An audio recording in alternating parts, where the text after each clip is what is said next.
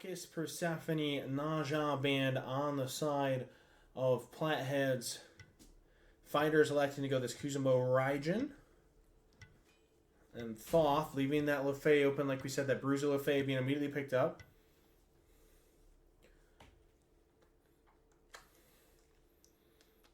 Say hi. This is Piper. Chat more often than calls her Yip Yip. She's the one you hear barking in the back. She's a big snuggler. I'm interested to see what kind of roster adjustments / position / comps we see by both these teams. Say hi.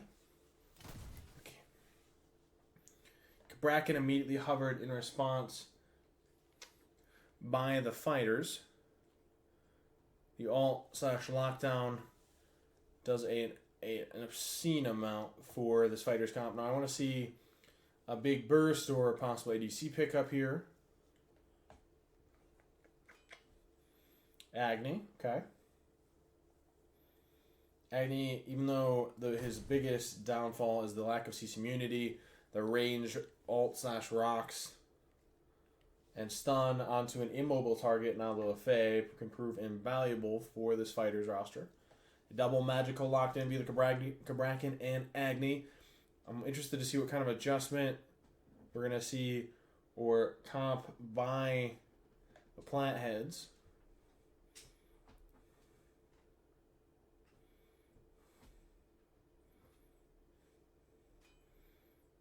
A Jing Chen. Now the safety on the jump immunity frames for the Agni alt, aka rocks, jumping over Cabrakan wall, could get a decent amount of value here.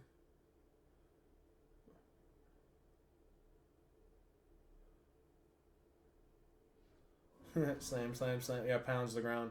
Telling a pound sand. Now both teams are going to be needed to pick up a Fizz, more so ADC or Assassin, possible Warrior. However they elect to draft. So I'm assuming it's going to be Expel Hachi, maybe Achilles / Assassin bands here. Yeah, I can give you proofs. I'll give you proofs right now, right? Give me a sec. Wow.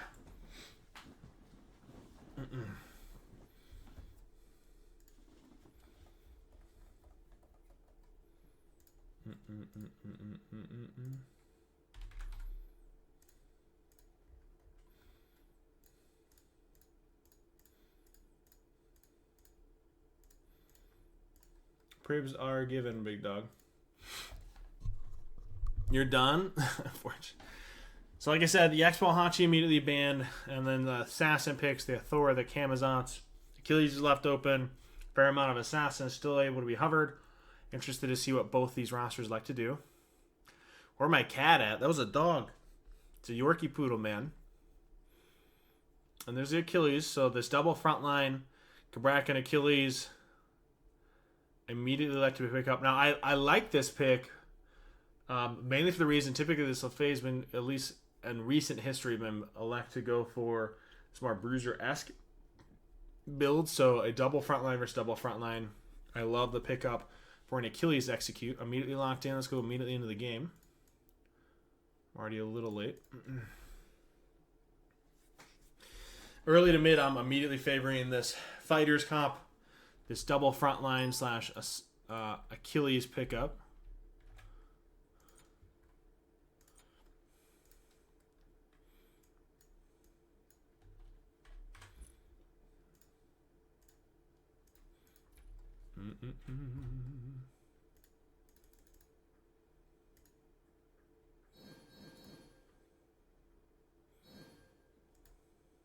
There we go.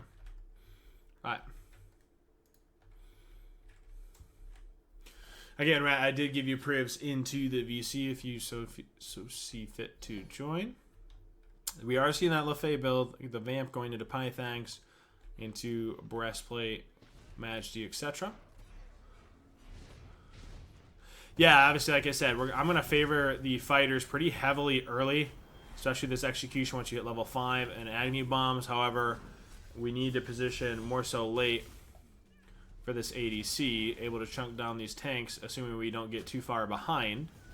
Positioning is going to be pretty pivotal. I want to see the fighters' composition more so focus out this Lefay, who's going to be going more so bruiser. And then the win condition for these Platheads, obviously counter positioning, right? Going on these tanks once the ADC has a build. Red able to be secured by fighters, however, they're poked down pretty harshly. Be a little careful. Hoi up downs, able to secure this buff. Double stun by the Bracken. Blue Art is secured, so that is a 3 buff swing for the Platheads.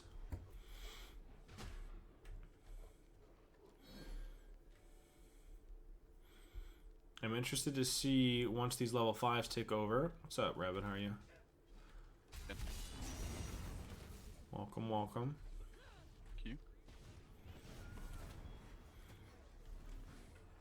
you. I think I'm really interested to see how these level 5s play out. Big Fearless by the Lefay. Ton of damage. Is it just enough? The bounce, not able to catch the tower.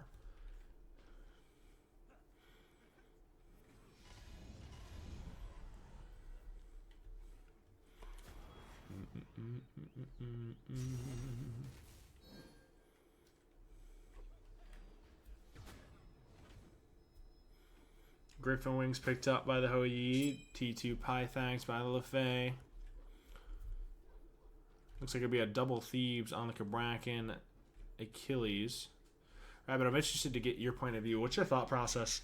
We had a conversation the other day with Bolden as far as a double Thebes. Would you stereotypically maybe ask for something different because we're not able to double stack this Thebes aura? Or is it just too strong, you just go it anyway? What's your kind of thought process on that? I'm still just not a fan of double themes. I don't think it is good. I don't think it ever has been good. Like, what would you? Doesn't make sense. Heartseeker, shut down. The double magical. Heartseeker or the Heart Ward? A nice Heart Ward. I'm triple sorry. alt. No, you're fine. I know what you meant. I just wanted to clarify for everyone else. A nice triple alt by the Platheads, turning that engage, which fighters decided to take. Now, this is that concern I talked about. You had that double front line. If you're giving up that pressure to this Plathead roster, aka an ADC, it could turn from bad to worse. Hoi beads immediately forced. Gotta be a little careful. Bracken is hovering. Good side step by the Achilles. Are these games live, by the way? Yeah, this one is. Yep.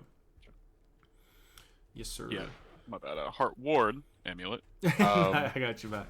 Yeah, the aura into a double magical, obviously being a big. Yep. What we're discussing for chat, if you don't already know, that the Thebes pick up here by the Cabrakan Achilles not stacking auras. So immediately talking about into a double magical going Heart Ward Amulet, which is a magical aura for their roster. I think between... So, I don't think Double Thieves is ever right. I think the other one at that point should just transition and maybe even do like a solo tanky item, to be honest. Something like a Genji's or anything. Even, anything like that, right? Do you think Prophetic's dead? SD... yeah, I think there's just better items, to be completely honest. There's some gods that probably stack it completely fine. But I don't know how playable those gods are. Chiron probably being the best one. Yeah, yep. Or Chiron. Chiron, well. Hoi jump. Now Cabrakan ult's down. You gotta be a little careful. Able to step out. Now Achilles knows. Oh! He able to sidestep? No! The Achilles all off the mark. Hoi surviving is criminal. Horn shard popped by the Jing Chen. Are they able to catch it? Achilles blink. A big Fearless by the Lefay allows them to path out. Now that is unfortunate. I mean, I don't know what to call that besides an obvious blunder. The Achilles execution being off the mark. It was a good fight to take either way, though. Oh, for sure. The Hoi jump in was kind of triggers that whole fight, right? Cabrakan alt being down from red buff. Obviously, the Hoi jumping that originally. It kind of allows you to be a little bit more aggressive, but not to that degree. But yeah, as I was saying, though, I do think playing against the double physical, having Sov, is much, much better than having Heart Ward Amulet, but I still think it's good enough to buy and use. Where you should probably just be doing that rather than stacking another item that is gonna really have no effect. Other than making yourself a little bit tankier, which also doesn't make sense because the other item you'd be buying would be just objectively making you even tankier than the Heart Ward. So, yeah, at least against that, you know, magical, physical, whichever one you decide to go with, whether that be the Salve or Heart Ward.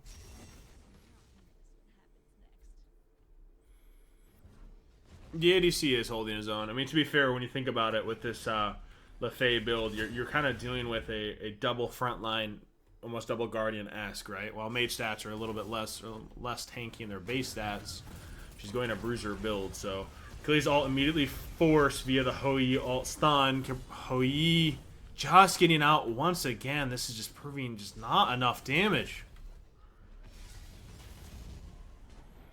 Obviously, the big conversation there is Achilles being forced back.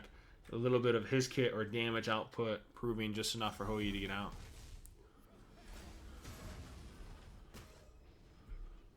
What's your thought process on these bruiser mages, this Vamp, Thags, Breastplate, Genji? I think I remember telling you, was it last week? Maybe the week before. Might have been a minute. I think that build is unbelievably OP. Yeah. And should be built every single game by the mage. Yeah. Yeah, I don't know. It's broken. It does so much damage. You just feel unkillable. Nerfing Breastplate's passive is like enough answer for that? You still think it's good? No, it still would be just incredible. I mean, there's a lot wrong with that build, to be honest. Item power wise, like Typhons, Pythags, all of it plays together to give crazy amounts of power and damage late game. You're unkillable early because of the quote-unquote hybridy stats that Pythags gives with the HP and damage. And then getting to choose a path of either going Genji's first or Breastplate first lets you basically just pick in Conquest and what lane you're against, right? But in Joust, you know, if you're against this other team who has two mages on it, you just go Genji's, right? Yep. And it feels very, very good to go like Genji second. This Hou able to jump in is absolutely wild. A body block by the Lefay, not allowing this execute. Shall immediately utilized. Are they able to actually catch this though? The Jing double jumps in. Gotta be a little careful. Hou gets a bounce. Is that 3-0? It is. Oh my god. An unfortunate turn of events. I don't know if this Plathead roster can do any wrong. Hou able to jump in to a Kabrak and Achilles, body blocking the execution. Just too much base damage. This Pythag bruiser build on a mage is proving the difference. Good Fearless getting the trembles out.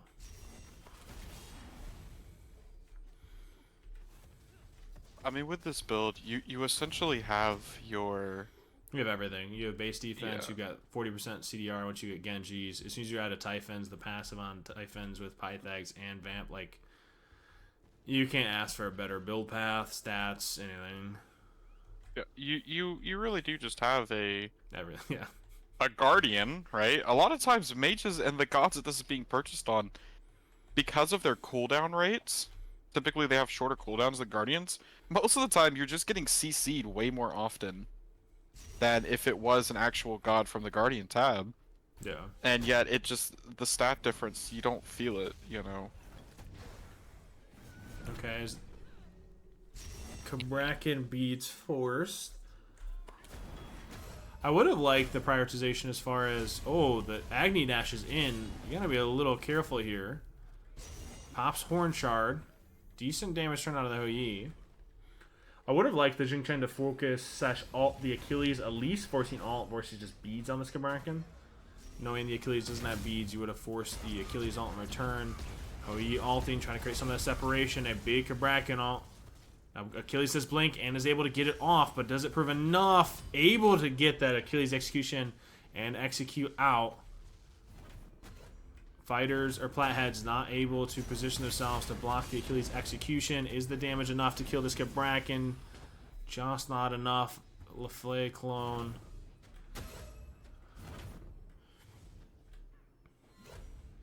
Obviously, that big power spike or adjustment here will be once this LaFleur ticks over to that Typhon's 4th item. These margins are going to get smaller and smaller. So what's up? We've been talking about a lot about builds. What do you feel about God comp wise? So I saw the fighters had picked a Achilles 3rd pick, thinking that Platheads were going to go into another front line. I know we've kind of talked before about the usefulness of Achilles outside of being good in front line. I mean, what are you feeling? I mean, I think Achilles just finds a ton of value. Like, where he gets his stuff on the execution is into a double front line, right? The Safei kind of facilitates this double front line. However, what happens is if you're not building off that pressure, your Achilles Bracken, your early to mid games where you want to play. You want to get a couple kills, you want to be running with it. But feeding these couple kills to this Hou-Yi, who's able to be jumping in, you give these itemization, the only range poke at that point you have is this Agni. So I think it just goes from bad to worse if they keep playing this way. I need to see a change in target selection. More so possibly toward this LaFleur. I will say, again though, with... now I'd say let's get away from talking about builds. With that build, because you have the Pythag, she's actually going to be, really tanky. Yeah, well, deceptively hard to kill. I mean, she pops ult and actually heals a good amount. Yeah, no, I'm not disagreeing at all. But going at this Hou-Yi who immediately just jumps, unless you're keeping the Achilles engaged with that blink, you just never get him. Right? Yeah. That last fight, the Achilles killing the Jing Chen and his ult, really good. Unfortunately, the cab does still get tossed up, thrown in, dies to tower. It's a good engage by the Hou-Yi though, getting that ult and stun though, allowing to get that kill. Gotta be a little carefully on the positioning. All buffs are down. I would like to see get a little poke with this 3 archers. Oh, the one just off the mark. Ozzy's procced. And he's got to be a little careful. That Jing's hovering can jump that wall to LaFleur. Knew he was there. Yeah, like we said, as far as composition, I almost always favor an ADC late game.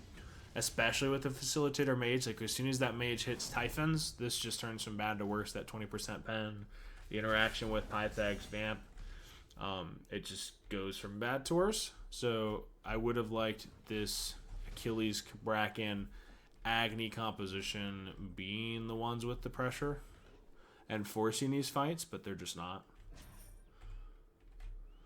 Are some of these, because someone's gotta like stop the hunter from free casting right in the late game. There are a couple. I don't think Morgan Le Fay is the one to do it, but there are a few mages that can fill that hybrid role that actually can outbox some hunters. You know, Raijin being one of those. And then Raijin, Alpwash, I think can do it. So, but I don't know if the Morgan Le Fay will have enough damage with that build to be able to just solo out the ADC late game. Yeah. Not sure that'll be enough. Well, Le Fay is with the ADC. But I got you, Matt. No, you're good. With the Agni. Yeah. I just woke up and I'm like... No, you're good. Achilles Thorns is forced, so that engage... the Le Fay facilitation for this ADC, like, Jing's just going to be that alt. It's the Le Fay I'm looking... all eyes are on until this ADC gets to late itemization. Obviously, Le Fay itemization, like we said, with this Pythag, as soon as it hits that with that percent bet and interaction with Pythags and Vamp, going to prove a ton for the Platheads. I mean, what I think is the most notable out of anything, a note where we haven't talked about yet, is just this Hou-Yi and how confident he's playing with the jumps, with feeling he can be aggressive and play with his team, I think is the biggest thing. So since he hits items and he continues to play that way, I think it just turns into the lights out for the fighters. Him feeling confident enough and him being not getting punished for jumping in at the times he has is it's crazy. I mean, good for the team, obviously, right? Being able to have that amount of freedom and say, hey, I'm getting in there, I'm doing extra damage, but feels like a punishing point that that could late game actually turn out to be a problem, but we'll see.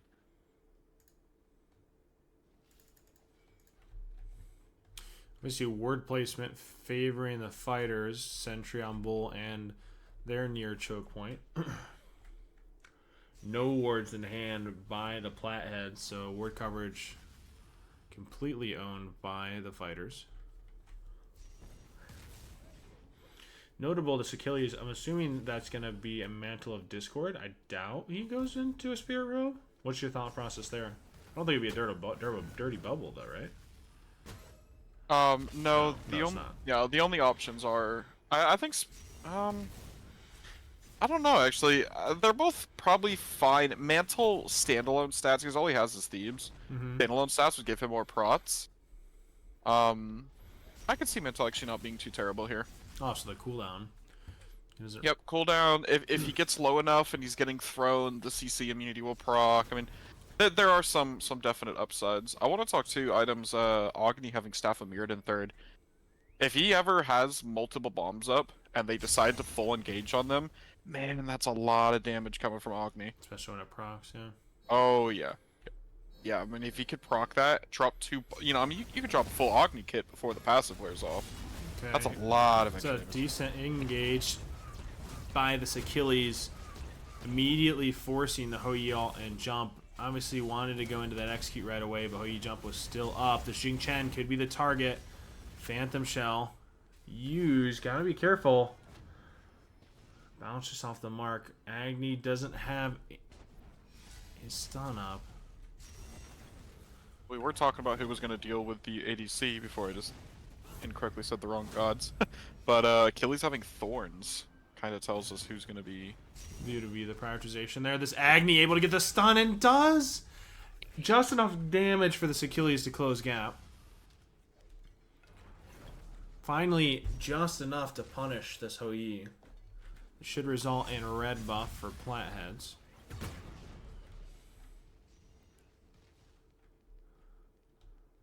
I'm actually a little bit surprised, obviously worth noting, like you mentioned, the Thorns on the Achilles, but him zoning the 2, this Lefei Hou Yi, while the Xing Chen was poked down, proved the big difference for that roster. Oh, he does still have those 2 damage items. I mean, he is hitting hard. Yeah. Right? He's not just a full tank that's gonna kind of walk up, hit you for, you know, 100, 200 damage, and then walk away. No, I mean, he has the ability to pretty much, like, just full-on commit to the fight, right? And solo you while doing it, so... that is a Mantle picked up, but it looks like he is going a Heartseeker last item as well. More ability-based, right? Yep. I've so yet to see him really to... getting in range for these AA cancels, though. Only hitting the abilities themselves, unfortunately. Yeah, and then that might be... It is kind of still a little hard to just walk up to a Hunter. Especially when he's standing next to his Morgan Le Fay. You know, she just presses 2, disengages, heals out.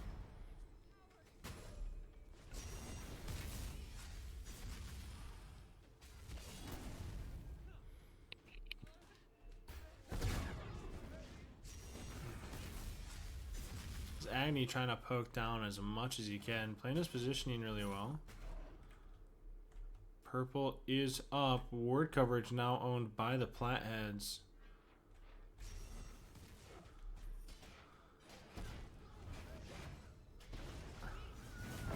Achilles getting on top of this Hou Yi. Bomb contacting. Le Fay alt force. Agni securing purple. Change in focus would most likely be the Xing. Hou Yi ult trying to buy that separation. All 3 alts are still up for the fighters. Gotta be a little careful. He's gonna be the bait / focus, and is the execute blocked by the Le Fay, but a big Cabrakan ult in turn. Hou Yi burning the walls. Agni having no ult doesn't elect to step in. The bounce contacting the Cabrakan. Hou Yi jump, thought about it, but didn't actually pull the trigger. These are small margins. Hou Yi feeling confident enough to pull bull, knowing they backed. Blue team right now, though, does seem to be having a pretty difficult time shredding out these frontliners who were honestly just kind of walking at them now. I mean, the lack of it, I think, is we get Kansas instead of Exy on the Hou-Yi. So we lack that pen.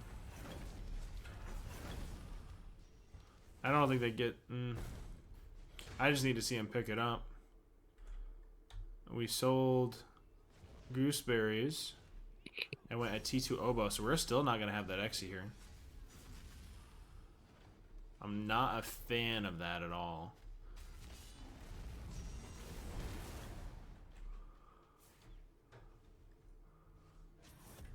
We get better damage almost from this LaFay, who's facilitating a ton of damage. Now, Bull is up.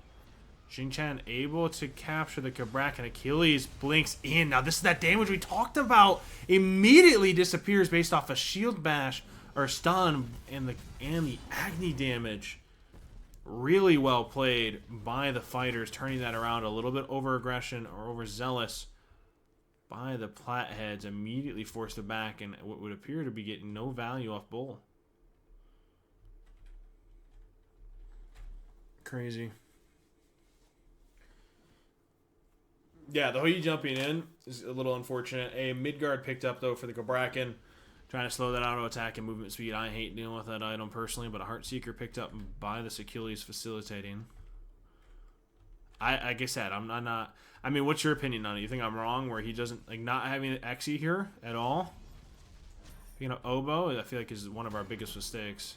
I think I've talked about being a Griffin Wing Oboe hater.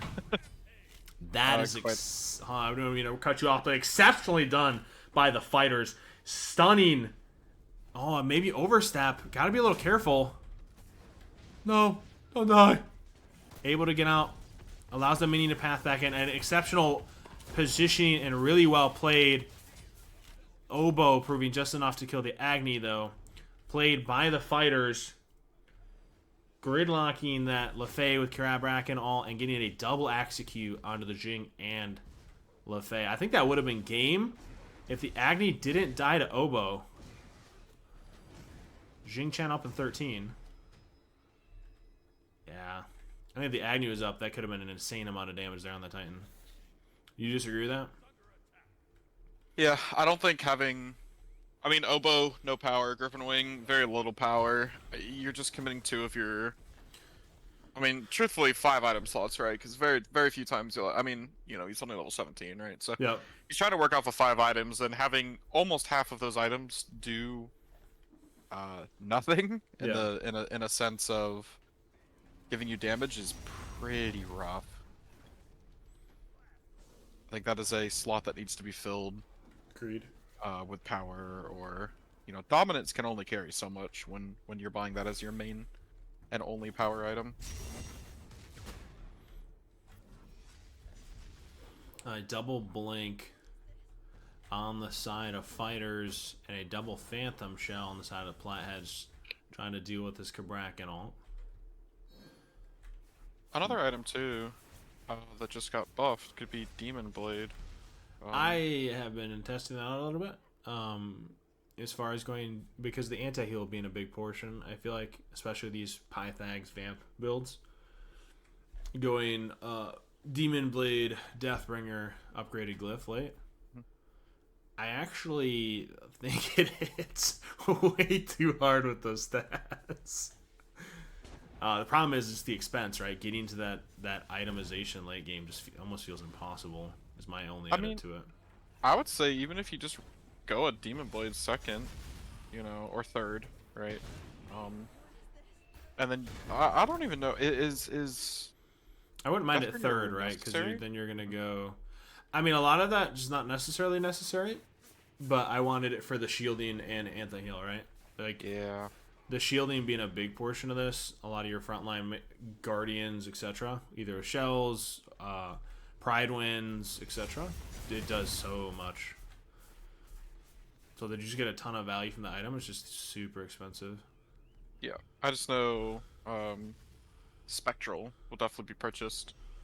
And actually, so I've tested it into Spectral, and I want to actually go into a jungle at some point. On a side note, and actually test the normal build versus that build I just mentioned. I still think stat-wise, you're still going to do more, weirdly enough.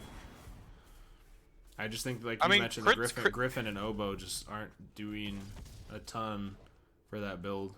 I hate those two items. I'm not a fan. I think there has to be something better. I just think you're what, 25 minutes of the game. He's getting a 3K pot versus selling start. Like he's waiting for the starter. He's gonna have no Xe. I actually hate this. Yeah, I'll give him 10% 10. Red or Bull able to be secured by the fighters. I mean, it gives them. Do you really think the 3K pot over? Oh no, an item would. You could sell it. Like you could be doing so much here. Yeah. A little unfortunate.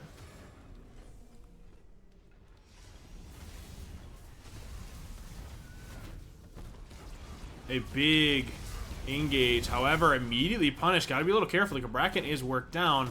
Able to secure. But does he get out? And does. Another problem with the 3K pod is it gives percent power, which Okay. he currently does not have a lot of power. Again, we've kind of harped on it quite a bit now. But buying that 3K will not actually give him as much damage as he thinks to. I mean, it's 25% extra physical power, but... Which you get 20 from red buff. Yeah. Ending's going to be... Yeah, ending with this comp without a pick because that team just sits back, especially this LeFay build, or you can't really pick her. She's super tanky. Jing's able to jump most of... or immunity frame, right? If he plays his ult and jumps properly, like this should be really hard to actually deal with when they turtle. They're gonna have to poke. What I think they're gonna have to do: step in, half health to Titan and live, reset, get bull, half health, or go for that all in end because these guys can just sit here and it's gonna be really hard to kill them. You have to end in front of this comp, which is how it has to be. So if we're playing this properly, I want to see them step in, get some damage down. Agni Rocket, walk out, or get out, securely, possibly Kraken alt your path out, and then get Bull, get Bird, do it again, and finish the game. Ideally. I don't think they find a good place unless Platheads misplay. Jump Boy, in answer to your question as far as ads, I don't want to actually ignore that.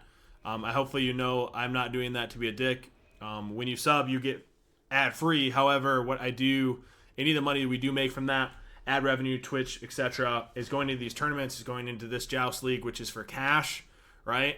And ads, unlike most streamers that might be lying to you, ads make more, if not double the revenue on my ads than I do on subs. So that's unfortunate. It is a big source for what we do. Both relics immediately forced on this Hou Yi and an execute, able to catch it in between jumps. A possible too early of a jump. Achilles able to secure both. How is that even possible? Oh man, this Achilles is 8-0, just completely controlling this game. But is LeFay able to get a kill on return? Oh, 8-1. Hold on, timeout. The Agni. Oh, alternate time. No, the alternate timeline. This could be that all in. Alternate timeline like a Kraken. Both double alternate timelines force proves just enough to secure the game. Alternate timeline with the buff to 40% HP gives both of them just enough to finish that game. Man, Phoenix was coming up too. That oh god. I mean, if he gets that kill there, Bird comes up, they reset. They're actually in a pretty good spot. That's insane. All starters being finished though for is that fighters? Yeah, all starters being finished for fighters was a massive change there. At the for end. sure.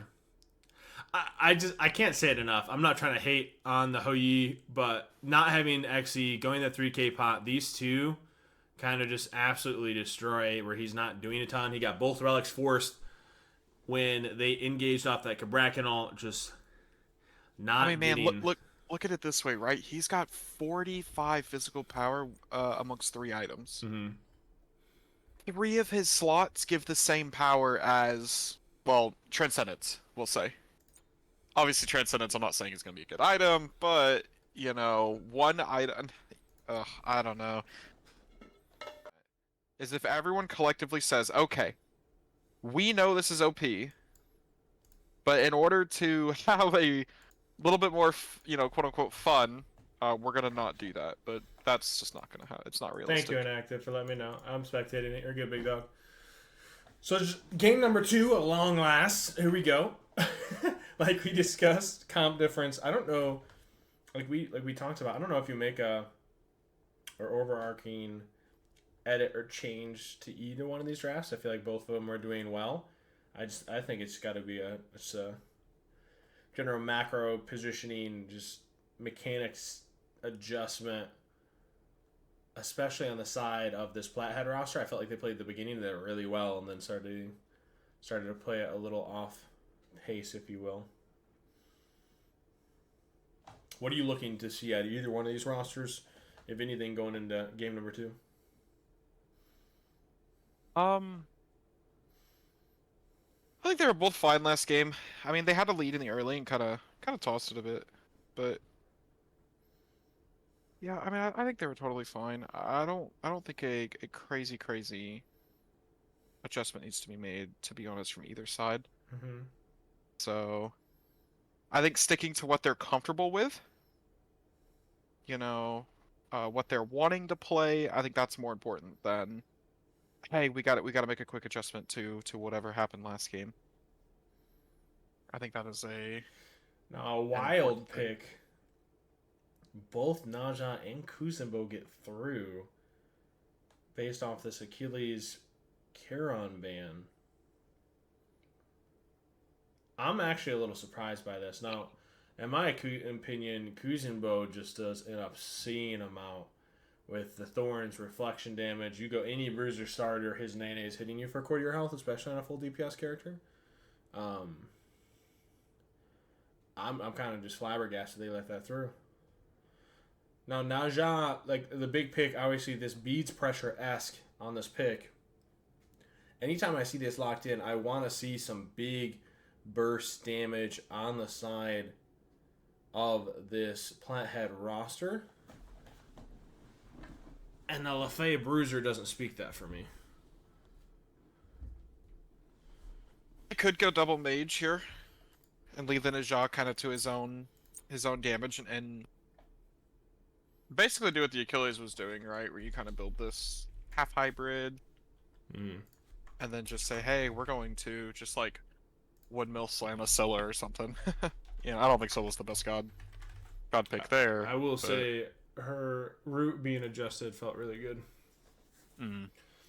That root duration being at all levels is phenomenal. Yeah. That's right. That adjustment felt really good. Agni picked up again, so this Kuzenbo Agni, Naja Lefay. I'm interested to see now, do we go an assassin for the fighters or an ADC? I'm assuming based off of their comp positions and picks, I'm assuming we're going to go more so this assassin pickup for them. I am more interested in seeing, like I said, with this Naja lockdown, what Platheads like to go, whether another mage, an ADC. And if you do that, this Naja is going to be on an island, and I'm not a fan. It's going to have to be more so just almost full tank-esque for this Naja, just for the survivability.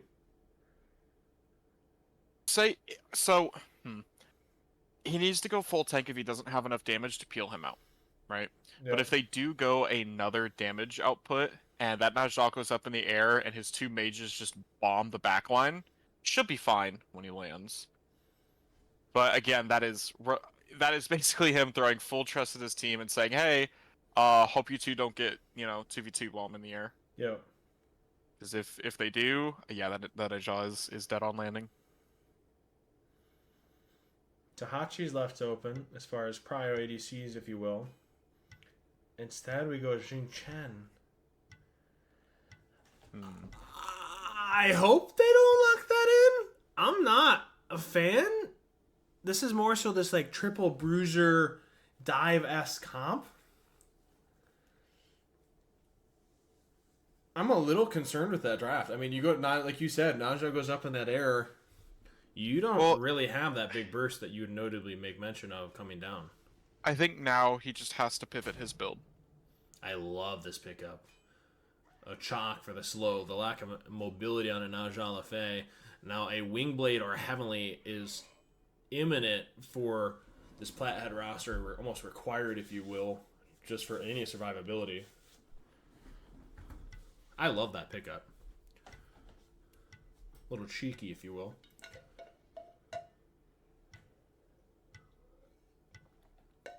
I will say I wouldn't have minded a Camazotz either.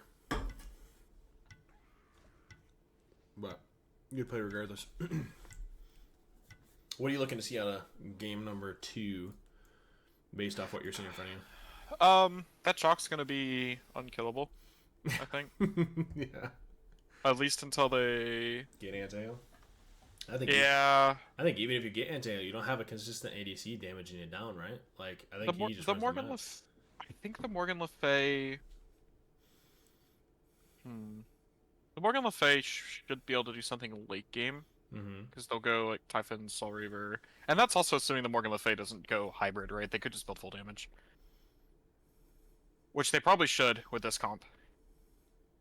And that could kind of, you know, solve and take care of a lot of the problems we're currently looking at. No, for sure. I heavily favor this fighters rosters draft just based off of composition. I've never been a fan of Naja without some big confirmation, any kind of damage at the bottom of it. And with a big beefy front line like a Kuzumbo Chalk, your chances of getting on top of this Acme are almost none, right? Unless we're going this double blink and just all inning under tower trying to get after it. And that's a risk. Like, it's an all-in play that they're making for the Jingchen Naja.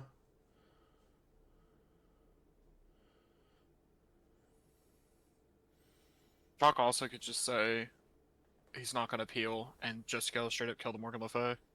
Or we just make it a 1-for-1 and then it turns into a 2v2, which again we favor the Kuzumbo Chalk at that point, right? Yeah, I think so. I mean, then it's all having prot shot as one. It would be close. I do think that the CC slows. Yeah. I think the reflection damage from the Kuzumbo and the reset on cooldowns just to be able to gridlock this Naja. If the Jingchen breathes across this Kuzumbo, I think you lose that fight instantly. No, I agree. You That's also something to. That's also something to always think about when you're drafting your god picks, right? Is just the interaction. Yes. Yep. If I die as your backliner, do you win the 2v2 as tanks? You know, that's a very important thing to look at. And I think something that kind of gets overlooked a lot is, you know, if your main damage dealer dies, what do you have left? What's there? Yeah. Which is why those back in when the Osiris and the kind of the auto attackers were good, became a real big problem for the double frontline comps.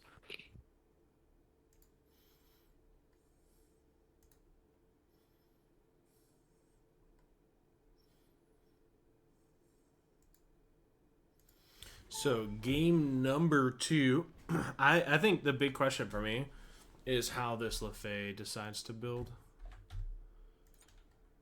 If she goes that bruiser, it's just gonna be 3 tanks essentially, right?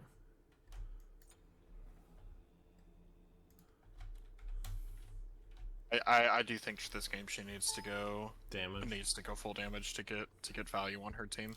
And then you run that risk of that chalk, right? So at that point, I'm not a big fan. Yeah, they could always look at the chalk build. I know, what's the item? Not Vital Amplifier. Sekhmet Scepter. Really good on that god. If you haven't gotten a chance to play that, it's actually pretty fun. Just pressing rain and getting all your cooldowns back is really cool. Seems interactive. Yeah. Sekhmet Scepter's gross. Unfortunately, it doesn't get played anymore because turns out Breastplate's just better.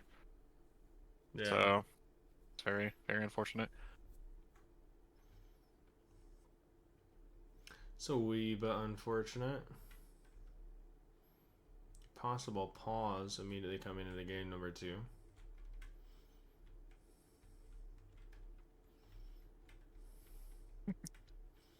Getting punished for watching these live. Pause for 20. Yeah. I know they're I know that one of them's playing, so I know we're good, but a little unfortunate.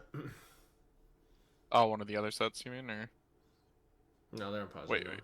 now. I had Oh. one of them's live, so I'm they're Oh, I see. Yeah, I know they're playing it. All right, let's see what these builds look like. She's going to build. She's doing it. This is a triple tank. Naja's probably gonna go damage. If she smashes and she dies. If she goes axe, thieves into full damage, I think this is just Jeej. I think it turns into the curtains if they don't get on this Agni.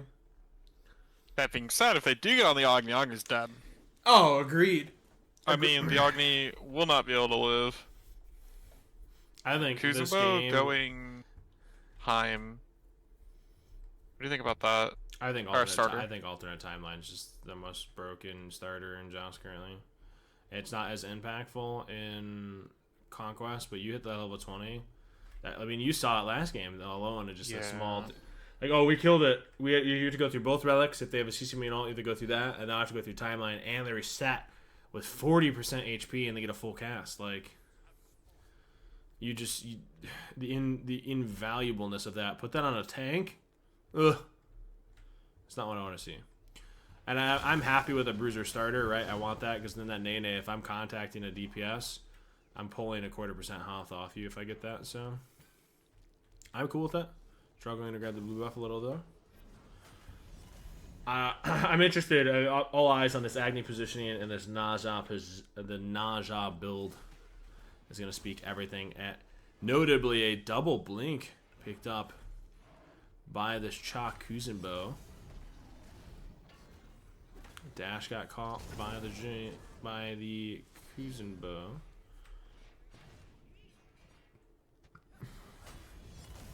I thought you were trying to get any kind of poke possible. There's gonna be a pretty big wave clear difference as well. Yeah. Between fighters, wave clear they should out clear really, really hard. Beats down on working with. Yep. That should be red buff for free chalk slow immediately. Be a little careful. That should spell red buff, and it is First Blood gonna turn on a 1-for-1 trade. Jing both jumps used.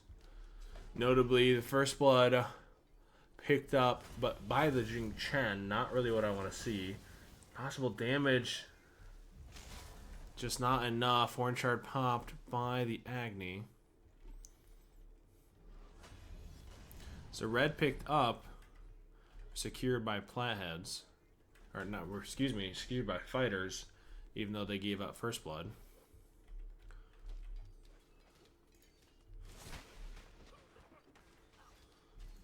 Chalk blink all immediately onto the Naja, but I don't think you have enough damage there without the Agni ult. Maybe a little bit of an unnecessary engage, just not proving to be enough.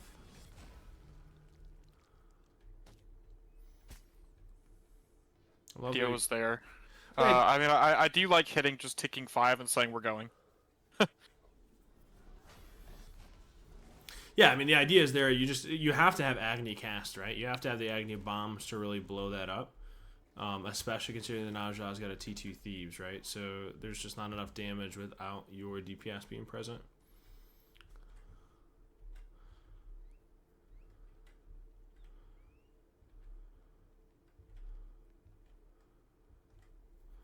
Any other meta assassins? I think there's some underplayed ones currently.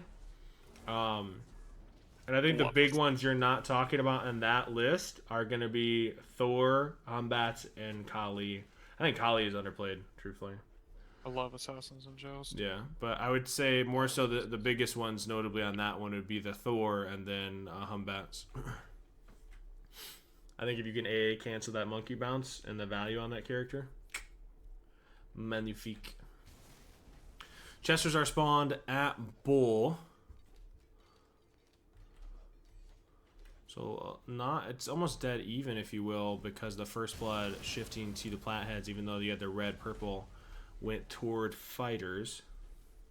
That 3 buff lead kind of nullified, if you will. Thieves on both of these, so we're going effectively a triple tank on the side of Platheads once we go this breastplate, magical D. The problem with Bakasura, right, is he's very alt heavy. Typically, Bakasura is really, I want to farm, I want to consume minions, and there's not a ton of camps.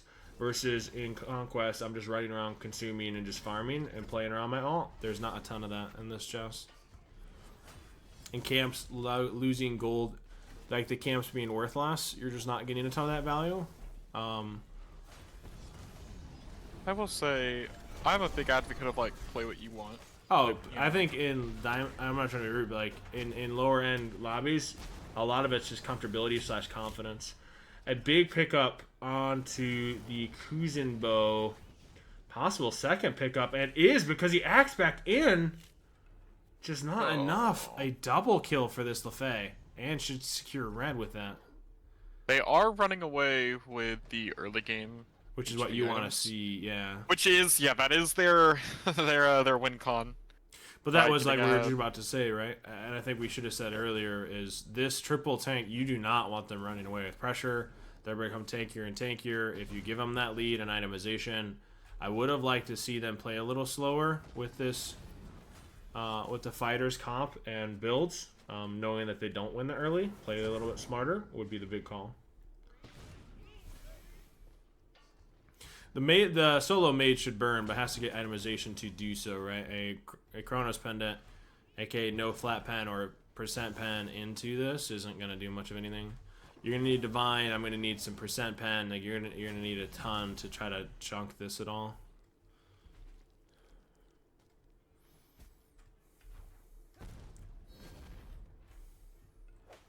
Naja able to sash and beads force. Now we have to be really conscious. The beads forced onto this Agni when Naja didn't even have ult. He can't step this anymore. That should pretty much spell Chester's and purple going to the favor of Platheads, and he's got to be super careful because this Naja has blink. All these Agni can step out. Telling his team, yeah, we're not playing the game for the next 2 minutes. Yeah, he can't step out at all ever. Which is really awkward. I'm surprised the Agni positioned out. Naja's in range, able to connect, and gets all up. But is his roster going to be able to get there in time? Chalk just making sure they can't connect the difference. A big Chalk ult, trying to get that silence. Chalk creating that separation as Kuzenbo is backed. A big misplay by Agni, however, peeled out by this Chalk. Kuzenbo just trying to turn any kind of damage. Got to be careful because you have no DPS here to really exchange that. Has to be mindful of that was such a fast ult, and the first time he got his beads pull, he didn't get his beads pull using ult, so that ninja ult will be back up before his beads those again. beads are up. So he needs to be mindful and not think, oh, ninja already ulted me, I'll have my beads before the next one. No, like you know, if he steps up, he's getting ulted again, so he's got to be careful.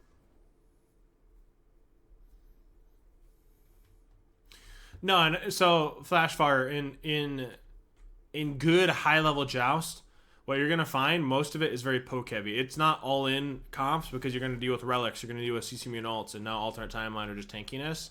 It's who we can poke down, and eventually then all-in once that tankiness is down, and then predict either their leaps, their relics, etc., and go from there.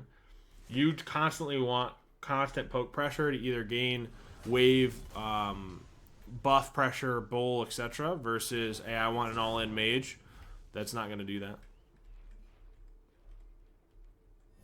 Which is why you talk about ADCs being better. Hey, Naja, like you just mentioned, able to get the sash and all onto this Agni. It doesn't spell his end. Incredibly unfortunate. Honestly, just for the cooldowns. I think the big difference there, Lefay just getting all a possible miscommunication. If you would have waited a few seconds more to have Lefay having all able to turn some of that damage, or just cast onto the Agni upon landing, possibly would have turned that. Chalk able to secure red as well. A big push by the Kuzenbo onto the Lefay, forcing ult. Agni bomb just off the mark. Triple breastplate on the side of Platheads here. Yeah, it's 30% CDR, 20% here, 20%. The item's not a problem, by the way. Totally fine. Yeah. Don't worry about it. The Kuzenbo will prove an issue later on. The problem we have, like we'd mentioned, is this prophetic, right? Especially when you're going this damage, I would have liked to see a Heart Ward, right, for the magical aura, because thieves don't stack.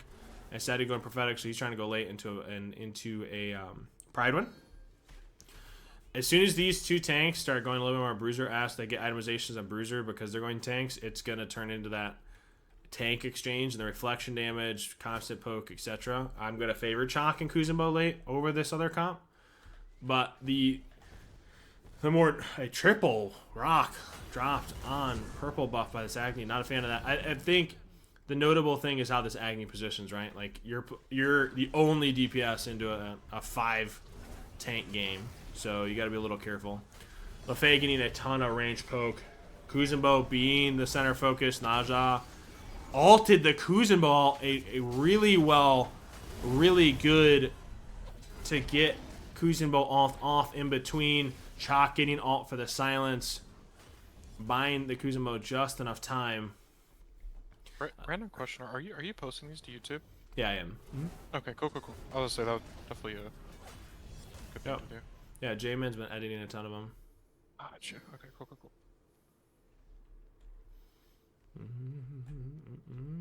Man, what a bad friend I am, not checking out the YouTube channel. Yeah, that's crazy. It's literally free to I subscribe. just That's crazy. outed myself, dude. Yeah. Oh, shit. So someone in chat do exclamation mark YouTube for Rat Squid. That's crazy. Yeah, my bad. That's crazy. Man, my bad. Unfortunate. Literally free to subscribe to the YouTube. Yeah, 100%. Yeah, 100%. That's crazy. For a friend. No, we try to spectate every game and then post it all on YouTube. I'm really excited. Obviously, for those that don't know, this is a cash Joust league that these guys are playing for a $1,000 prize pool.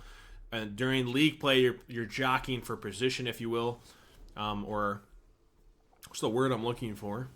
Why am I blanking on that? Seeding. Thank you. In the tournament at the end of the 8 weeks.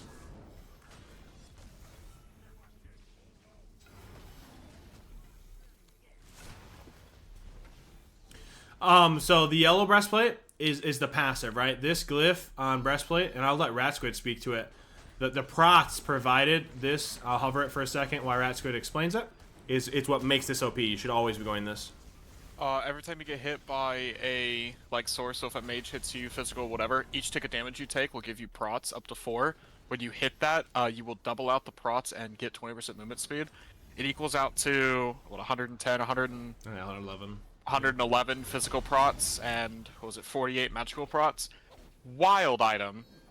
Yeah. This double, they are very, very tanky though. Agni. Okay, see, here's the thing where I don't like Chronos Pen. I would have liked to have seen Flat Pen, a Spear of Deso first item. I think you have to go Divine for the Naja Jingchen, so I think even Divine first would have been fine, but getting a percent pen item second would have been way better. I think that needs to be Divine, Obshard, and then if he wants to go that Mirrodin, so he has 30% pen, 10% flat pen, and anti-heal.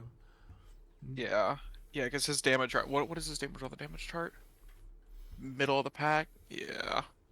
No, even if, because think about this item predominantly before was just a physical defense. Now you have Fizz and Magical. There's no item in this game that matches the protections that's offered by it, and it has 20% cooldown. Like, this item is the most broken item in the game currently, argued by everybody. Like, pros, semi-pros, competitive players alike. That is the most broken item in the game currently. Bar none. The fact that Hyra said that the glyphs will never affect an item's stats, and then they came out with that is great.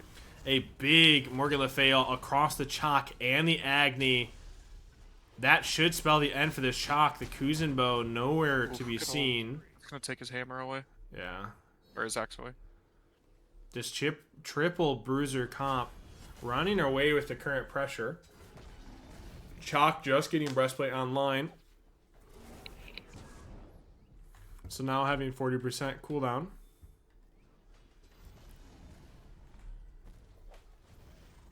There's the Naja Sash again. Oh, we should also mention all for the low price of what, 2,900 gold in total. Yeah, like I said, dude, the Naja. Oh my god, the pure tankiness of this comp just proving to be too much. Now, keep in mind, though, even though you have all this tankiness, their objective shred is absolute, what's the word I'm looking for? Shit? Yeah, they are going to have to win a team fight to take an objective. Yeah, they have to kill 2, if not full 3. I would say 2. I think 2's enough. Killing just 1, I still don't think it'd be enough. What I want to see from this Agni, if anything, I need percent pen now / yesterday. Right, either an op shard, getting the staff muted is not going to be enough. And I want to see him predominantly always clear wave first. Like, that needs to be my focus.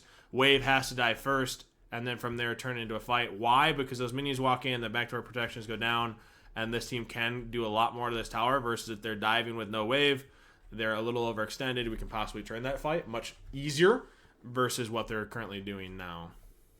Yeah, we talked earlier specifically about the wave clear from fighters being way better than Platheads. I'm not seeing it. Not really. Yeah. It needs to be better, but it's not. I would have expected the same, especially with Agni now having rocks, AKA's alt, and then we have a Jotuns on the shock. I would have expected that into a 3 bruiser, but that's just not what we're seeing.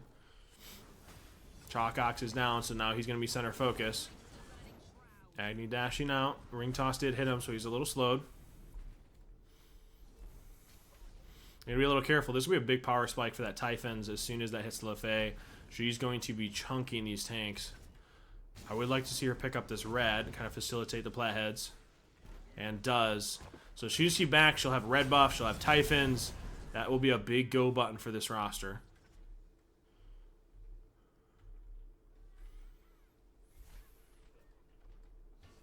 It's just the builds more so than anything. So like LaFay, obviously her passive, consuming, get some lifesteal. These 2 items, once you go Typhons, 20% pen plus the passive on Typhons. I mean, hell, I'll let Ratsquid explain it. Typhons, you get extra power based on your lifesteal from items and abilities. Oh, hey, wait, who got that? Hang on. The Agni Bomb did, stole but it. it's gonna be a pick possibly. He's gonna kite him away. Yeah. I was unfortunately looking away. Who had pulled that objective? Was that Platheads did, but like you said, with these builds, no one's not securing the Agni. So when you pull bull, they need to bait them in, right? Like that just needs to be the focus here. Yeah, so that's definitely a team comp, like a team macro misplay there, to recognize like, hey, our team can't do this. They ended up still profiting. There's that all in again. This is live, by the way, Zimmerman. It's a live set. I need to see that active focus, and this should be his death. Aegis used on the Agni. He's gonna be dead, and is Naja alt as well as Chalk trying to do his absolute best to slow the Jing Chen upon exit. Pops Thorns trying to reflect some of that damage. Just not enough. This Agni positioning kind of getting focused out with both relics. We talked about it. I need to have him be in the focus, center focus, clearing that wave. However, just proving not enough. Agni died for the first time there, even though he's been the focus of most of these fights. Yeah. No matter what, Zimman, just so you're aware, whenever you spectate a game in SMITE, there's always a 2-minute delay. FYI. So anytime I'm doing this, like spectating a game, when you watch SMITE or high-res spectate a pro game, aka SBL, there's going to be a delay to some degree. They just don't necessarily explain that. So it's never like live. So it's not like, hey, I'm watching this live, someone can quote-unquote screen hop or know their exact play. No, that's not how that works. Nope. Should the Chalk have went AA? Not necessarily. I see what your head's going at. I like the ability based, right? Mainly just because of the slow facilitation and getting a massive ult onto these tanks. I see what you're talking. That is a big Agni cast over the wall. Is it enough to kill this LaFay through both relics and ult though? So this is what we talked about. Those double relics, big Chalk ult for the silence. Is that enough damage though? LaFay ult across. Now the Kuzenbo is the one gridlocked under tower. Beads are immediately used. Jing Chan gonna ult back across. The LaFay is still alive. Just not enough damage from the fighters to facilitate. Tries to act to secure the kill. LaFay surviving. This lifesteal and bruiser build proving just too much. Good attempt. Good try. But Yeah, I mean the two front lines themselves just don't have enough damage to hard dive like that. You really, I mean, a great start of the fight by the Agni though. I mean, he got some massive bombs over the wall. Yep. That was on that Staff of Mirrodin proc as well there, as much as we've been hating on the build. I That just was a ton of damage. it was a ton of damage, just not enough damage. Shell me to utilize to make sure Ching Chen make it out. That should spell bird and is based off the Naja. I would have loved that Kuzenbo to immediately push the way the Lefay and then alted the Naja. I think with the bird's help, possibly killing one. Possible misplay by that. I think it's the best option you kind of have there. Zenman, I agree that otherwise people would do that. Trust me, myself and admin staff put an obscene amount of work in to make sure that we make this as fair and true competitive nature as possible. You're not having cheaters, etc. So trust me, we're doing our end to make sure that stays that way. Chalk, unfortunately, getting gridlocked under tower. Lefay, a little cheeky. Naja ring toss doing an obscene amount of damage to this Agni. Gotta be a little careful. That should spell the end for the Kuzenbo and is a two-man pickup based off that extension. What's originally thought might have been a decent start from bad to worse for the fighters. A possible 1-1 Game 3 scenario. I think they kind of outdrafted themselves. Yeah. Well, you know what? I can't say that because we originally had thought Platheads had it. So no, let me just reframe what I thought. I think the draft from Platheads are good. I'm still not a big fan of the triple bruiser, but because fighters gave that early game away, it ended up snowballing out, right? And now it's a point where you just have 3 unkillable tanks running at you. I think notably, the double blink, right? This double facilitator, obviously Agni positioning would be the biggest thing. Like we talked about, Naja getting 2 ults on him in between beads cooldown, right? But this double blink, trying to be this Kuzenbo Chalk engage versus counter engaging, right? That re-engage, if you will, by the fighters, I think is this big difference. We're chasing them under T1 versus just counter engage their engage. You know this bruiser comp's going to run you down, so why not counter engage them and run them down post them engaging and their uses of their ults? Not only that, but how many times have we seen that that Najah go in and then just get Jing Chen ult, or not the Najah, the Kuzenbo go in and then just get Jing Chen ulted right back into the team? Yeah.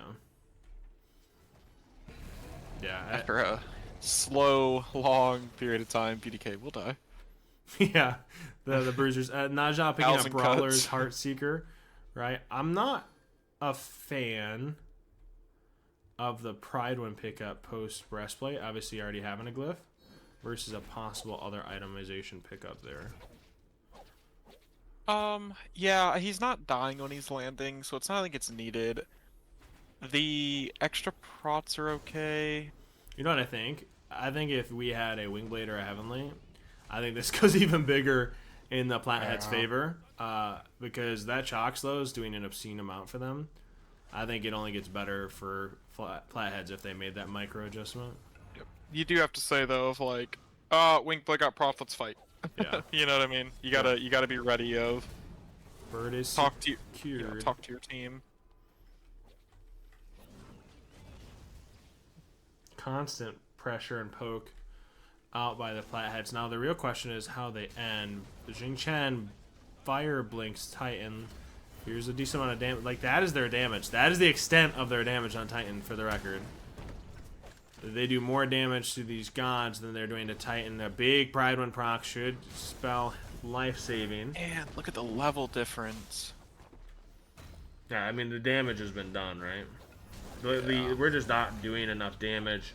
You have a Naja level 20 just sitting there. He is like full health.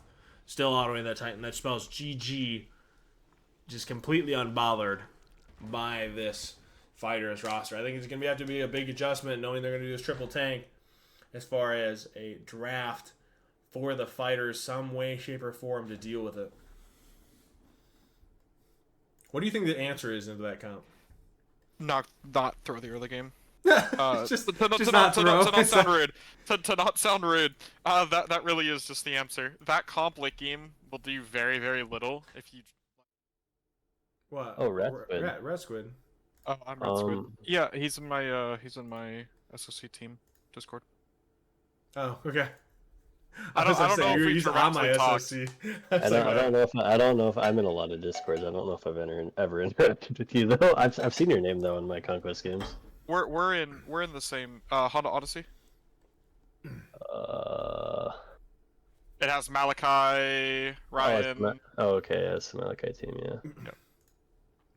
Yeah, so as far as the mages, predominantly your big ones, probably your most notable ones, if you will, are going to be LeFay, Raijin being probably number one to most people, right? Raijin, LeFay, Ishel does really well. What other really bruiser mages are you guys thinking off the top of your head without looking at a god sheet, if you will? Alposh, Raijin, Morgan Le Fay, Tiamat, people have been doing. Tia. Ishel. Poseidon. Poseidon's actually a big one. Poseidon, you really think with that build? Okay. I've seen Poseidon's solo. I watched Aurora solo Fire Giant at like 14 minutes.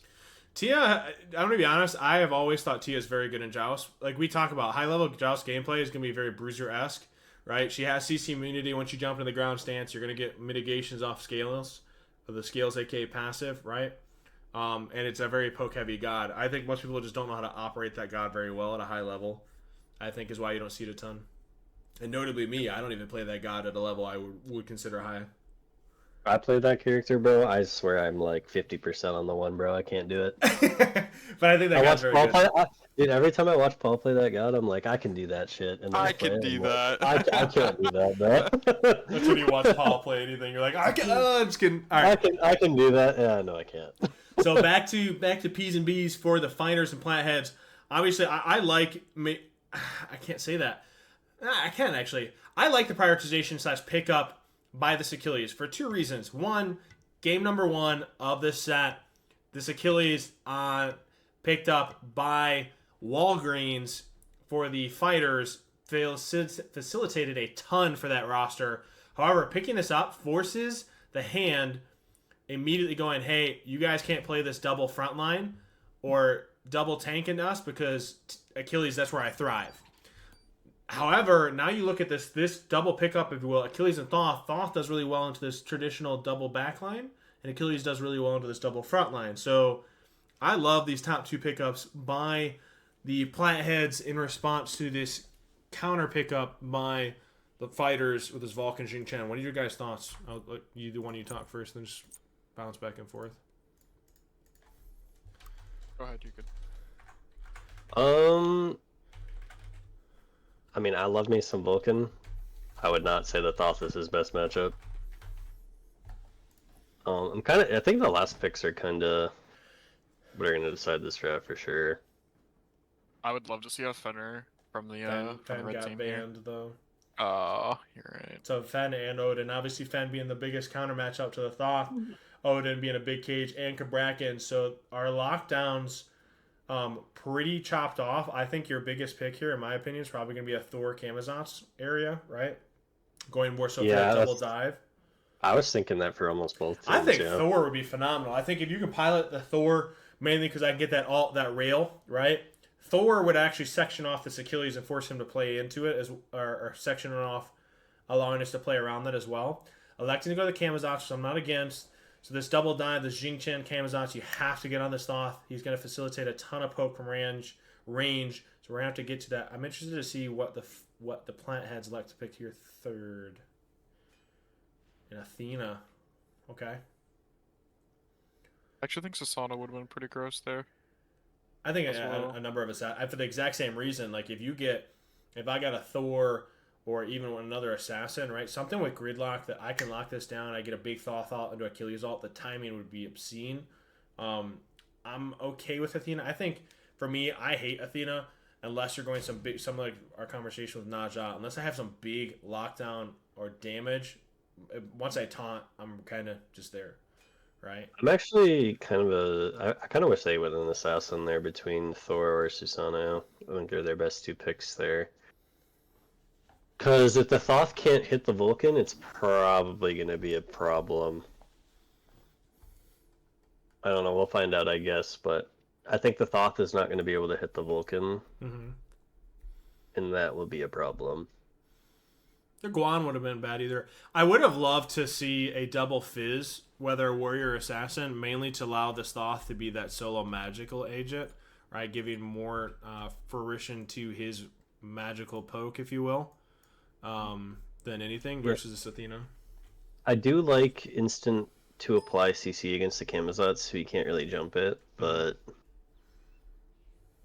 the thing is, I don't know if they can kill him off taunt if he goes Thebes, is the big thing. Rat, what you thinking, dude? What are you looking for in this game? Game number 3? I think they try to just kill the Jing Chen. I mean, you have a taunt, a 2-second taunt, which will probably get dropped down by CCR. Achilles ult, Thoth ult. I think they just play for poke, see how much damage the Thoth can get down, and then whenever they're ready, call for a taunt and just play for the one shot. Okay. Thoth ult, Achilles ult, right as the second he pressed taunt. I'm curious to see how this Vulcan levels. More conversation talked about that turret being the most OP, but if that's going to be poked down by the Thoth, if he decides to level differently, and the Kama, whether they're leveling that 1 or 2. I'd like to see a 2-max. I think he's just going to be hitting tanks all game. I don't think that mages will really be hitting each other much this game. Thoth dashes red. The Achilles is getting poked down. I'm not thrilled by this. A good shield bash. Slow connected by the Camazotz. Horn Shard pop. That should spell First Blood, and is. A good awareness to beads the shield bash by the Camazotz. Connecting the 2 for the slow results in First Blood, even though the remaining 2 Platheads get red buff. I think a possibly That is so funny. The Athena for sure should have rotated over. I don't think the Athena hitting the red buff, because that could have been. I mean, that was a long time. They very boldly just stayed on red. He could have body blocked it, taunted. Oh, off, absolutely. Like that, Yeah, I don't think he should have died there. I think there's a little bit of miscommunication. Like he might have just been saying like he was fine or something, but then the beads comes through and it makes it sketchy, right? Yeah, the beads in 2. If the Kama doesn't connect the 2 for the slow, he definitely walks. I'm a big fan of like. If you buy beads like pre-5 and Joust against a comp that you don't like particularly need it in the early game, I'm a big fan of doing that just to give yourself kill potential. Yeah. I really don't like the beads on Athena either. The only time she should ever need beads is she's getting Gen ulted. So she should be ulting that in response. Yeah, just hold your ult, Get the mitigations, give the movement speed. To be fair, I'm going to put Athena players, not necessarily broad attraction on blast, but using it just to ult out of spawn and not using it for the movement speed or mitigations is a bit tragic. Yeah. I think I would have liked to see double blink and just make it so the Vulcan is having a hard time, honestly. I mean, I get why you're not, though. You're playing into an Athena. Athena taunting. Thoth able to get a decent amount of poke on this Camazotz, just not enough.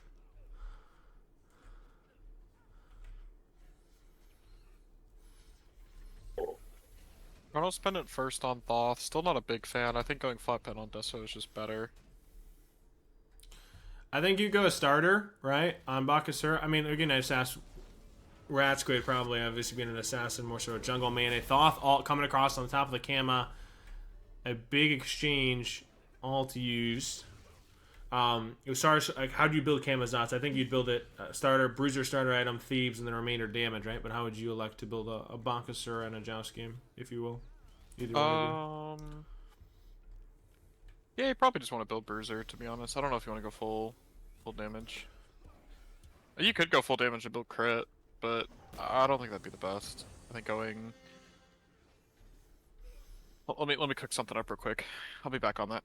Alright. I'm gonna let him cook up in his head a little. It's probably just a Thebes damage build, right? Yeah, I would think so, right? More so auto attack or anything. And like maybe crit, maybe pen, depending on what their comp is, right? I think you're okay. So Jing Blink, Achilles is primary focus. The Vulcan ult just off the mark, a little high. You got to be a little careful. Both jumps are used. The Blink immediately used, but a body block for the execution. Is it enough? It's not enough damage! Achilles walking out scotch-free. Oh, no way nobody dies. I would have liked to see the Kama fly through for that final. I'm not gonna lie. I think he could have gotten away with that, but I get playing safe. No one need the team. I do think he gets traded out for doing that, but yeah, that's a tough call to make in the moment, right? Yeah, no, for sure. Could have been close.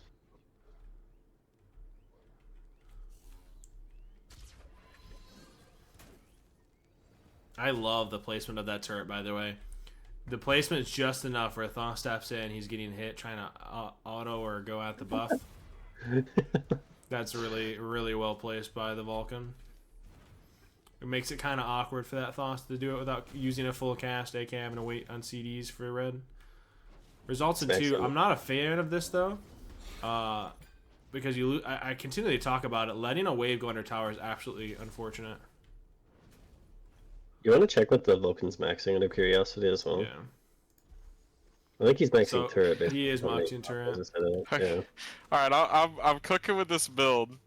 Alright, we got Warding Sigil first, because that's probably got to be the only starter you're going to get value out of. 7%. And then we got an option of Sekhmet Scepter for cooldown reduction when he presses 2. And we got Cannonier's Caress. No, get our Cannoneers out of that. I disagree. A big taunt to Athena ult, or Thoth ult. Vulcan ult, completely off the mark, though. Let me say get that shit out of here. Yeah, bro. no, I think if you're going to do that, I'm fine with you going...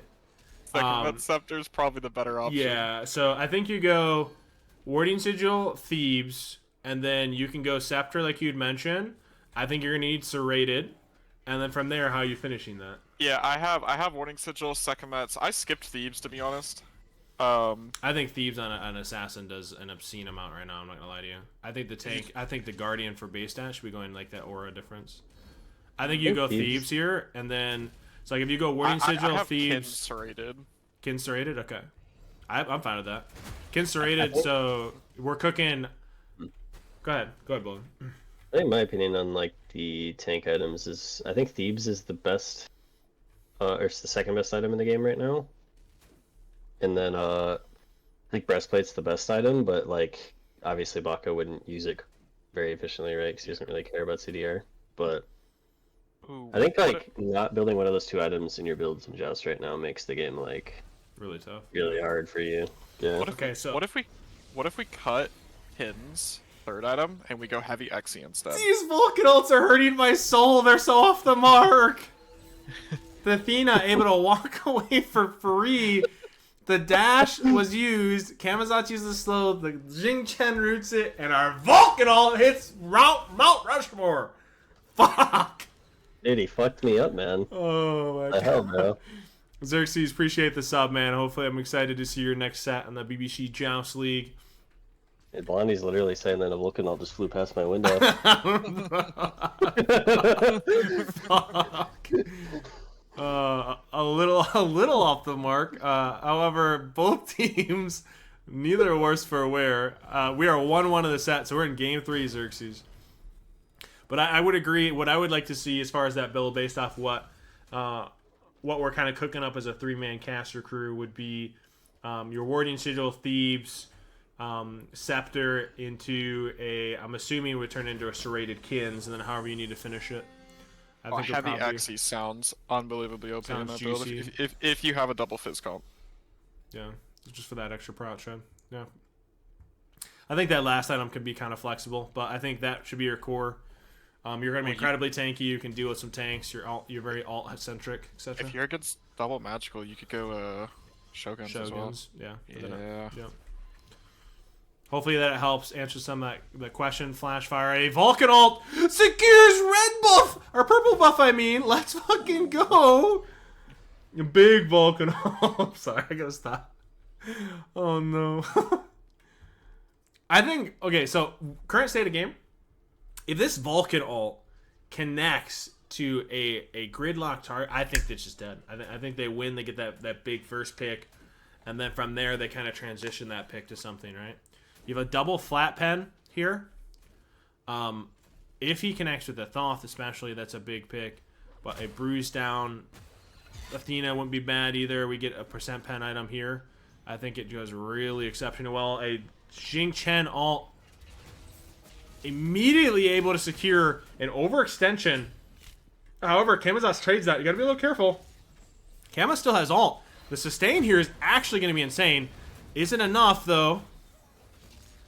It's not gonna prove enough. He's gotta be careful. The Thoth's hovering to the ones. Misses 2 out of the 3, only connecting 1. Thoth hovering to Oh, dash. Thoth wants it. Oh, he wants it. Oh, get in there. Get in there, big dog. He dashes in. The wrong way. A little unfortunate. Was this that dash on cooldown for that long? It's a really long cooldown. He has 10% CDR. Yeah, like, he's only got 10%. If he had a desk, yeah, he's got coin, so 20% pen plus the. I think he's gonna be chunking, right, the tanks. But outside of that, I'm not. And here's a breastplate. Outside of Baba Yaga, is coin ever the play over Upshot Typhons? No. I think in Joust, I actually don't think there's like ever. Nope. Even on her, I don't like, think there's a. I don't think there's a place for coin currently. Last week I had a conversation about Baba, but even then, maybe. Maybe on Baba in Conquest only. Mm. I don't. I've been trying a few things, but I don't think coin has a place currently, unfortunately. You also can just get your percent pen out of like Rod and Mirrodin. I think they're both Mirrodin, actually really good. Rod, etc. Oh, that's what I was talking about earlier. The Thoth ult into charge.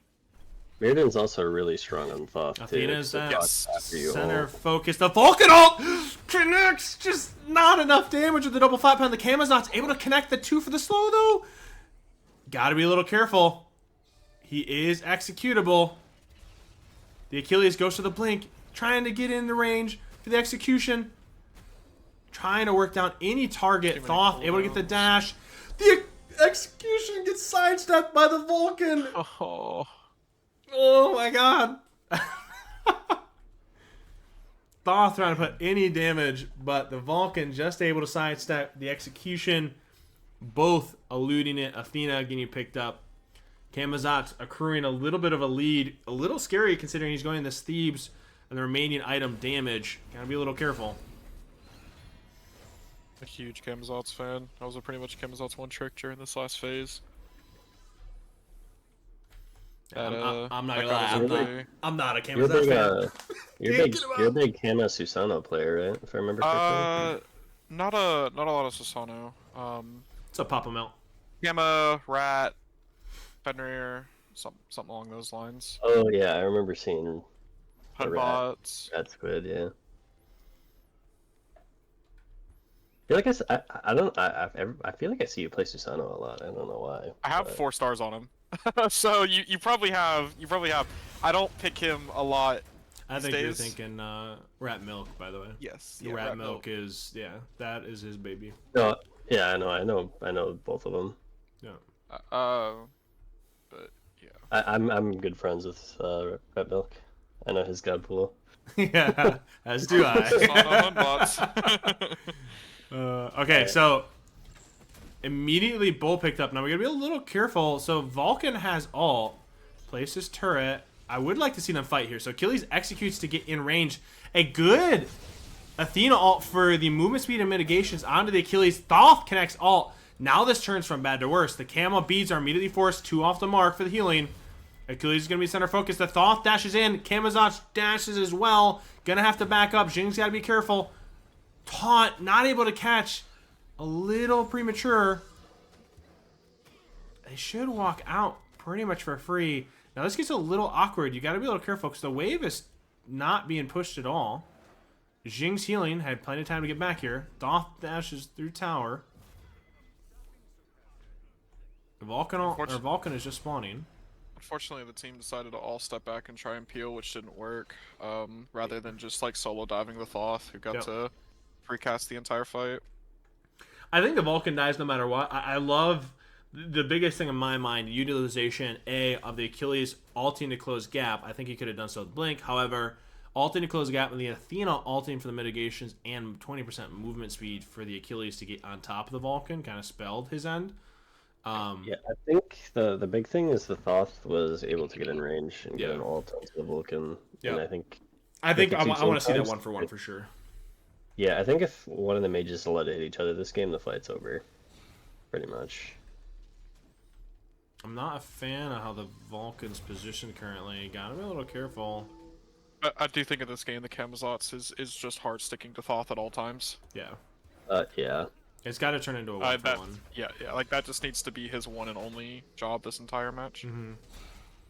So Camazotz is Sullen Wave. Red did spawn. I would love to see the Camazotz go toward this red. Alt connecting, just not enough damage to really kill or put in kill threshold. This Camazotz, he's able to path back in and pull red with sustain. I think this Thoth is quickly becoming a problem. He's allowed to get way too many casts off in these fights. Agreed. He's getting way too much value, but I don't mean to keep harping, but I am getting a little frustrated by the Vulcan cast.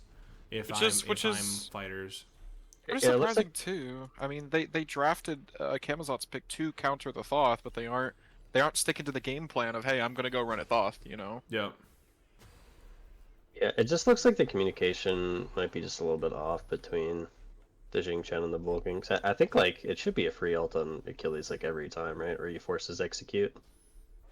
I think I we should think be it's forcing a lot probably more, wrong. but I want to see the Jing. Personally, you want to see the Jing Kama run at the Thoth, right? And then the Kama finishes it, and the Jing recollapses backward to help the Vulcan and alt them off, right? I want to see that being the prioritization. Instead, what we're looking at now, good Camazotz alt, immuning the Thoth alt, Vulcan alt off the mark. That should spell the end. Yeah. Spells the end for Jing. Achilles blink. Good beats force. A double execute can be forced. And Vulcan alted, or excuse me, Aegis, resulting in all three being wiped. Yeah, I think the Thoth just got. He was pretty much untouched in that fight, right? And the only thing that got really thrown at him was Vulcan ult, which is just super easy. I think to two dodge, things. right? Yeah, so like he got to free cast. Camazotz tried to get on top, and then the Athena taunted off. The Thoth alted, which forces Kama alt, and then Vulcan alt was exceptionally off the mark. So from there, it just turned from bad to worse. It's definitely look like one of those games as to why people say Thoth is Okay. untouched and yeah. I mean, they have the answer. They're playing the god. They just aren't sticking to the actual game plan of how to shut it down. I think Thoth is probably at his strongest point right now with this build. I think his build's really smart, actually. Other than I'm not a huge fan of the coin, but I kind of see with like what his idea is because he wants anti-heal for Kama, right? Mm-hmm. He's got his pen with his first item, and breastplate just makes him so hard for the Camazotz to kill at this point, right? I think notably that we're not discussing either. I think this was just. I'm not trying. I gotta use wording here. I think this is a poor fight to take. The Jing blinking in, kind of forcing a hand, and the Camo goes, "Okay, well, I'm forced to make a play." Well, like, why do we have to force the play there? Like forcing that whole fight originally, we're dashing in to get in there. Then Athena taunts, and then the Thoth charging, shoots alt, Camo alt's forced, and then you're just running away. Getting chased down with an Achilles execute or Athena taunt is just not what you want to see. I don't think Platheads can ever do BDK either. With their comp, Yeah, I think it's another situation of we have to win the team fight. Yep. And even that, like, even if they do pull it, you have Vulcan ult to buy time, or if someone miscommunicates, you know, potentially steal it. I do agree we need to see pressure on the Thoth, and he's kind of been allowed to play the game for free. Red's going to be spawning shortly, which is what they're waiting for. Thoth's just going to clear wave and back up to Red, I'm assuming.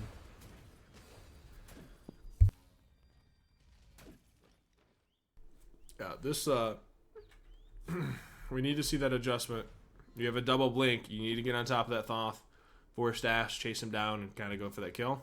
It is a 1-1 of the set of ends. I will say that Blue Team's front line has done a really, really good job of making it so Kama can't blink on him, which makes it a lot harder for him, right?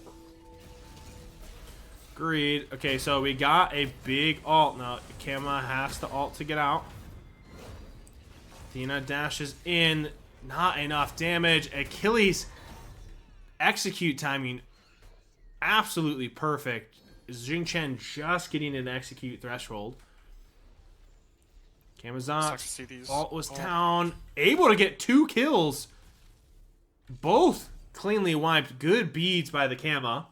Gotta be a little careful. The Thoth is dashing, able to secure a 2-for-1. Just not enough.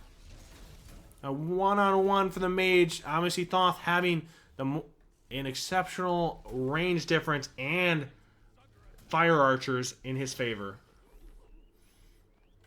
Not to mention a 3-level lead. I mean, his one's I mean, 2.5 HP. itemization, range, it's all in his favor. This is a matchup that gets picked pretty commonly in Conquest for Thoth as well. It's really hard for Vulcan to do anything. Yeah. We're like the double tank like you'd mentioned for Platheads getting a ton of value here, but we keep harping on it. We have to get more. The Vulcan ult in that last fight only hitting that Athena who was in ult. The Athena good response time. Athena ulting the Jing ult. Make sure the Athena didn't get thrown. And we're gonna need a little bit more as far as damage. But the Kama getting a double kill on the tanks definitely swings that in their favor. Bull is pulled. Half health. Looks like easily secured. I think his next fight's gonna spell how this goes. Notably, the Thoth is level 19, just about to take over level 20. So what we talked about, that double dive, he's gonna have alternate timeline. You're gonna have to burn a relics, alternate timeline, and hope that your team does the rest. I mean, without a Vulcan ult connecting, I just don't know how they kill him anymore when he has timeline. Yep. So Jing ult the Achilles, not able to get him into spawn. And I'm not a fan of Titan's Bane either on Kemzots. Able though to get the pick. Bird is secured, notably. The Achilles is down for 40.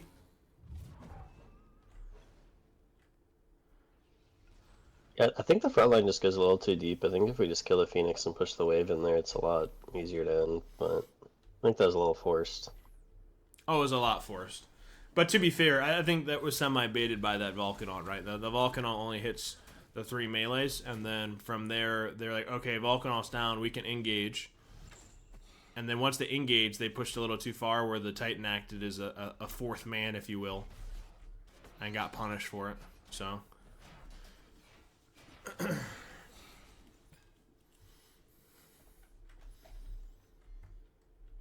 you gotta keep an again. This note goes back. Thoth is gonna hit alternate, so I want to see that transition. Okay, so you hear the Athena. Achilles isn't here yet. She's gonna dash and pull bubble. It does. Thoth. Can we punish her for this extension? Okay, so we force alt. Achilles is shifting, so we gotta be a little careful. Oh, the Thoth ult connects. Does he even need it? He's able to solo out the Vulcan, forces Kama ult, the Thoth, hard carrying. Shit, that did like 85% of his health. Yeah. It's yeah, the item difference level. I mean, it's yeah, it should just be G's. The Kama doesn't have ult. Is he able to get out? He is able to somehow survive. That, if he got picked right there, would have proved game immediately. Vulcan down for almost just under 30 seconds, now going to 20. Gotta be careful, he doesn't have beads.